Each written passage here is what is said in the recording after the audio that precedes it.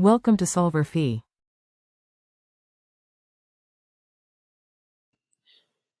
Let's talk about how mergers affect the four-firm ratio and the HHI index. Now, since here we have for an example, we have firms A, B, C, D, and E with market share and market share square, because as we know, the HHI index is going to use the market share square.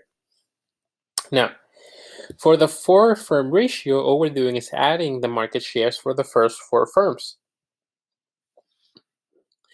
So if we add A, B, C, and D together, we get 53, right? But now let's say that firms A and B merge, right? So we're talking about these two firms merging so that this is one firm.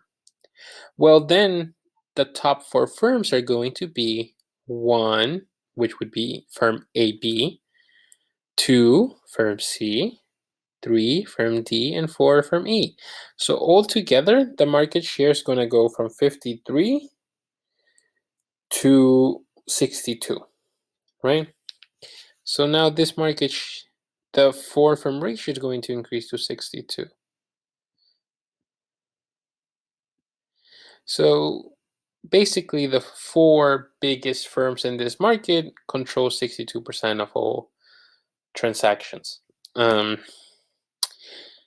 we can see how a merging will increase this total market kind of ownership by these firms. Let's look at the HHI index.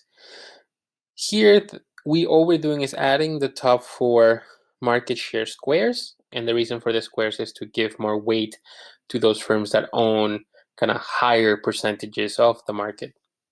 So the first four are going to be 725, but let's say that these two merge again so that we would have 21, right? Firm AB will now be 21 times 21, and that would give us 441 for the first firm, right?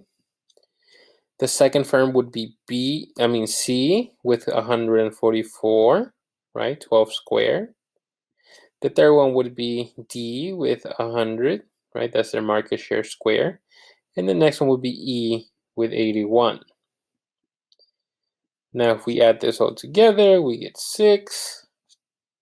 We get another 6 here. We carry the 1.